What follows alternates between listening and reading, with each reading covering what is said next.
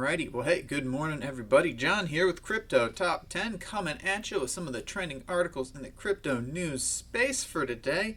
A bit of a slower news day today if you ask me, but hey, we will power through as it stands anyways. As always, straight off the top, thanks to all those who have subscribed. I really do appreciate it. And there's a link or links down in the description, depending on where you're finding this content, that you can follow to read. Oh man, that's going to be a long video, guys. Read all the articles we talked about today so you can do your own research. But hey, let's launch right into things, talking about Litecoin and the long-awaited MimbleWimble Testnet. So, Litecoin development news has been a bit lacking recently. I mean, yeah, and it's not really performed too well in my opinion either. It's not done bad, but it's not done fantastic. All the attention is obviously focused on Ethereum's beacon chain and medallia testnets right now, as well as the DeFi space. So Litecoin's been kind of pushed to the back burner on a lot of these news sites. But that seems to be changing with the recent launch of good old MimbleWimble's testnet. As it has only just gone live, there's not too many nodes connected and mining just yet. But the official blog post stated the MimbleWimble protocol will be activated when there are enough participants on the testnet, which the team hopes will be in just a couple of days. Typically, that is how it goes. They launch it, and it takes people a while to get in because, people are doing this on a voluntary basis. This ain't their job. So, MimbleWimble allows senders to encrypt the number of coins being sent using blinding factors while obfuscating the addressees. This vastly improves the privacy of the blockchain, and it's also going to help enhance its scalability.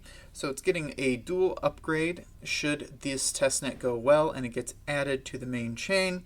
The testnet has been called the MWeb, which is now the official acronym for the MimbleWimble extension block. I like it. So lead developer David Burkett, who penned the announcement, added that he wants to make it easy for non-technical Litecoin users to join in the testing. So that's pretty cool.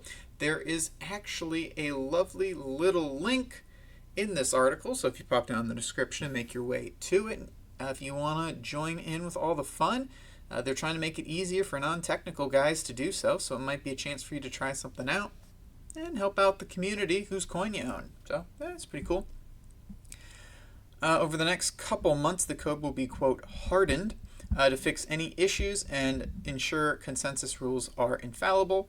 This comes just before a period of stress testing where coders will attempt to break the testnet to make sure they find and resolve any security or stability weaknesses, which is the pretty standard playbook for these types of things. That's what they're going to do. So Litecoin prices have been pretty lackluster recently. It is just clinging to its top 10 position in terms of market cap, and it does kind of fluctuate back and forth from there. About $3 billion is its market cap. Litecoin is trading flat on the day at around $46.50 at the time this article is written. It's up over 3% from the last week. Often called the silver to Bitcoin's gold, it had a 2020 high of about $70 in August, but has obviously retraced quite substantially, and it's moved very little over the past month, and it really did not react to this MimbleWimble announcement at all. But MimbleWimble really hasn't been trumpeted from the mountaintops. Like I found it on this website, Crypto Potato, for the art, for this video. And I definitely thought, well, this needs to be something talked about. We've talked about MimbleWimble on the channel before. Litecoin's been on the channel before. But it's not quite trending just yet. So I'm trying to do my part to help it get there. Litecoin is a very old protocol, very interesting protocol, and one that I think needs to get more attention shown on it. That's the word we're looking for. More attention shown on it. I'm really excited to see what the mid to long-term implications are for the price should this testnet be successful and it gets upgraded. I think we could see Litecoin have a bit of a resurgence, but that's just me speculating wildly. Hey, let's hop on over. Cardano, can't go a week without talking about this bad boy. In a recent interview for the YouTube channel Economic Design, Nicholas Archaeus, CTO over at Emergo, one of the Cardano blockchain's 3 companies that are kind of like parenting it and shepherding its development, spoke about the extent to which the Cardano blockchain will establish its own DeFi ecosystem to compete with good old Ethereum. He explained during the interview that he believes the current setback for the sector with falling DeFi tokens, prices, and returns is only temporary. I'd agree with that. I do agree with this argument as well. As he pointed out, it's common for new technologies to overheat too quickly and turn into a bubble, comparing things to Amazon in the early 2000s. When we had that dot-com bubble, they exploded and then utterly collapsed in on themselves, and they almost failed. And now, of course, they are one of the largest online retailer in the space out there. They're the Walmart. They are to the retail space now what Walmart was in the 2000s, the early 2000s, or maybe even the late 90s. I just remember when a Walmart came to town when I was a kid. Quite the momentous occasion that my parents hate to this day. Anyways, as Arceus discussed, IOHK and Emergo have investigated what Ethereum is doing and how Cardano can be superior to it. I mean, pretty good tactic. There are essentially 4 factors that they focused in on: secure smart contracts, a sustainable governance model, proof of stake, and scalability for millions of users. So they are avoiding most of the unnecessary options on the chain. For example, you no longer have to interact with as many smart contracts. Instead, what you can do is verify that information was signed by some specific private key after the usage of its public key. And we are also working on scalability solutions by sharding. The execution of off-chain operations is especially useful in the area of price oracles, he pointed out. This could save costs for users as well as speed up operations. So I do like that. They're basically saying, like, look, with Ethereum, you got to interact with a lot of different smart contracts, especially in DeFi, and go back and forth. So we really tried to pare that process down, because every time you interact with a smart contract, you got to pay the toll. With Ethereum, it's gas, so trying to keep those costs down is ideal. Furthermore, they are functioning on a UTXO model. It's also more compatible with scaling solutions like sharding, what they're calling Ouroboros Hydra in Cardano. Overall, the model makes it easier to implement parallel processes, which is what their focus is on. They are developing a lot of things in parallel or in tandem right now. It's very interesting to see where it's going to go. Nice little update, as they always are. All right, let's hop over here and talk about some Swipe. Just unveiled a Visa DeFi lending card. Honestly, when I read through it, it kind of gives me credit card vibes, and I really like that. I've been wanting a credit card, a crypto credit card for a while, so it could be an interesting thing once it launches. So they partnered up with Marqeta, which is a commerce payments platform that issues prepaid debit cards, to roll out the new card termed the Lendfi Visa card. The new card makes use of decentralized finance protocols to offer users near instant access to lending balances. So according to Swipe, the platform will use DeFi protocols to provide borrowers the ability to access instant liquidity to over-collateralized loans. Swipe notes that the blockchain-based lending system would approve a loan for the user. Once approved, the loan amount would be deposited into their account, the card, allowing them to begin spending the funds, and this entire process takes place almost instantaneously, and then you could pay back that loan, which is basically, in my mind, what a credit card is. You have an agreement with the bank that I can borrow up to X amount of dollars every month, and I agree that I will pay you back for that sum. The amount of interest you end up incurring is based on the amount of time it takes you to pay back. Of course, with banks, if you pay everything back in that first month, there is no interest, which is why you should always pay off your credit card in full at the end of every month. It will save you thousands of dollars every year by doing so. But, so for her part, Salman Saeed, the Vice President of Business Development at Marqeta, noted that the new initiative would usher in what they believe to be the next generation of lending. She states, being able to issue a loan directly onto a card further extends our innovations to help remake the lender-borrower relationship, allowing borrowers to access funds almost instantly and giving the lender real-time insight into how the funds are being used. Pretty interesting. Furthermore, virtually issued Lendfi Visa cards are available for borrowers in the US. All that is required is to download the Lendfi app, sign on up, and complete the necessary identification requirements. Yeah, can't get away from that KYC. Even though DeFi is somewhat involved, it is going to be basically a credit card. Also, after requesting a Lendfi Visa card virtually, you can order a physical one. Notably, it will also offer 4% cash back on all purchases.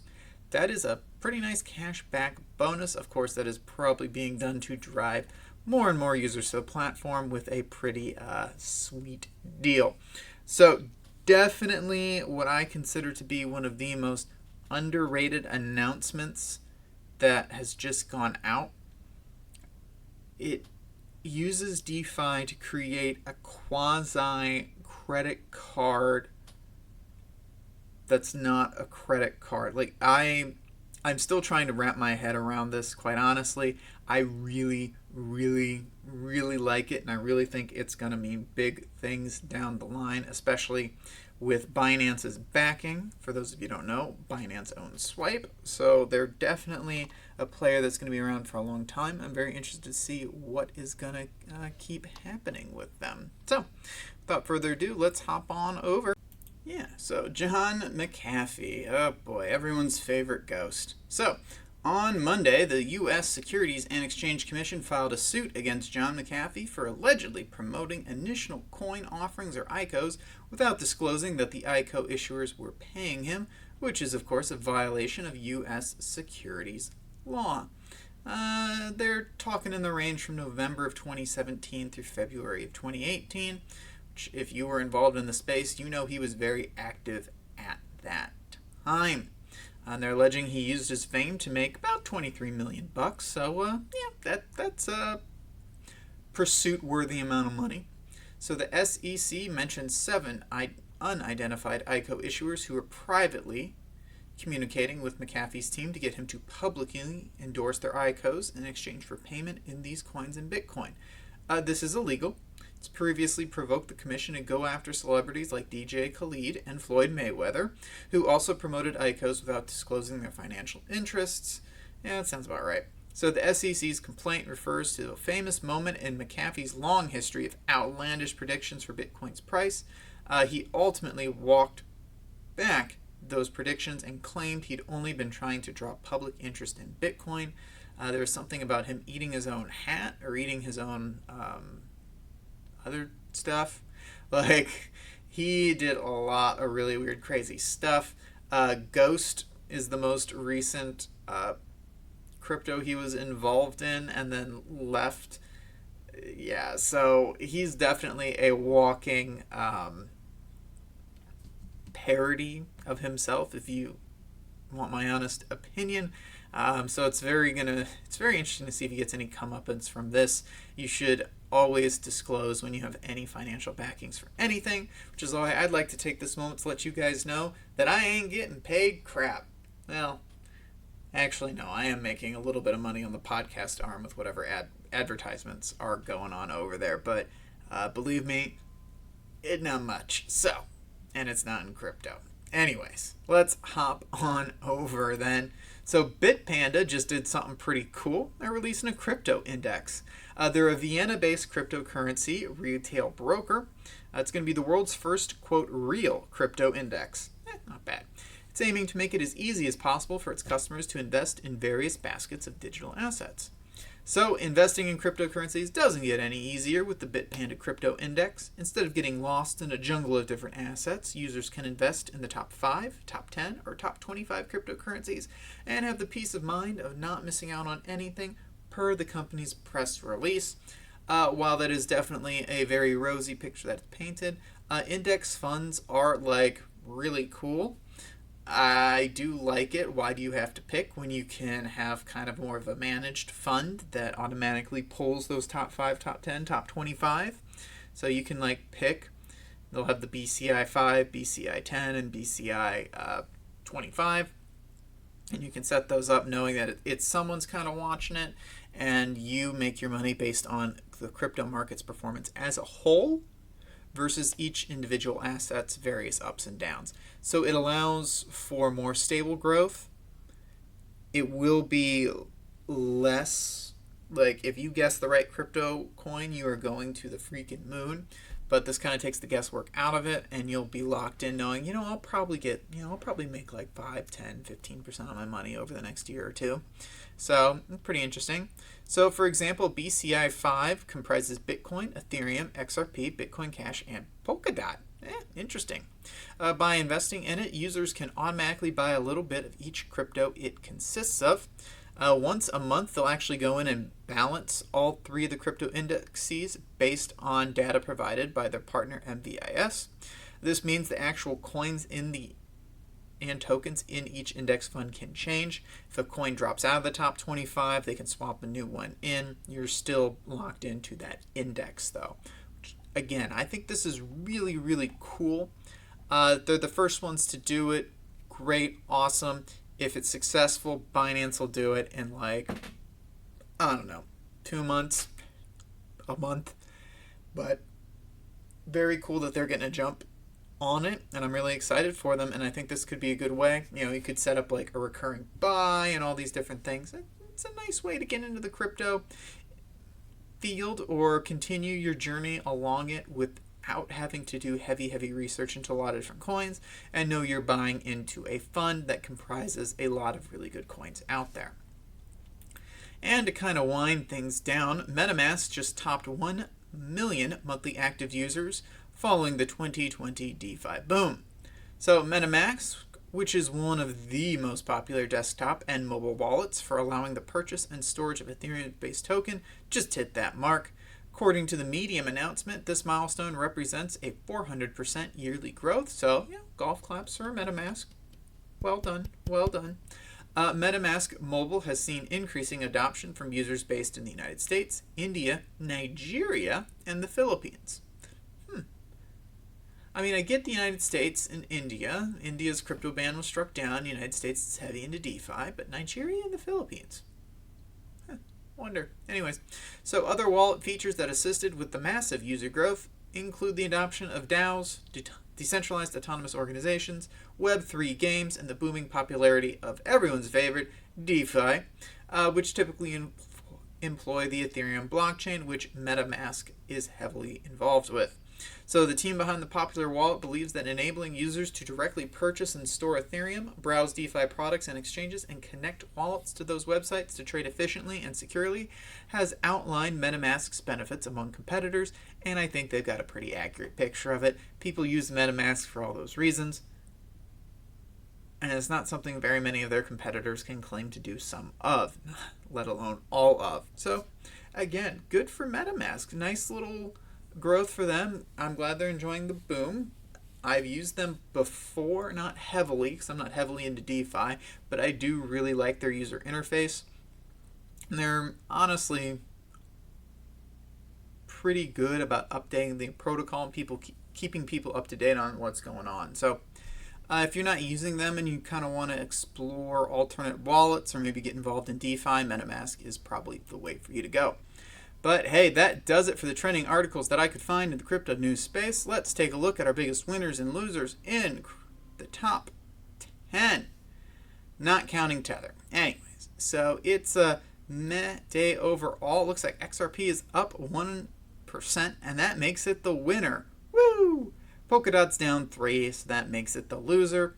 If we look at the winner for the top 100 today, that's it. Monero is up 5%. Ugh. Pretty sad day for the crypto market. No 20s or 30s. Biggest loser being PumaPay. There it is, down 88%. That would do it. All right, and SushiSwap coming in down another 19%. They are just tanking. So's Uniswap, so's Compound, so's Synthetics.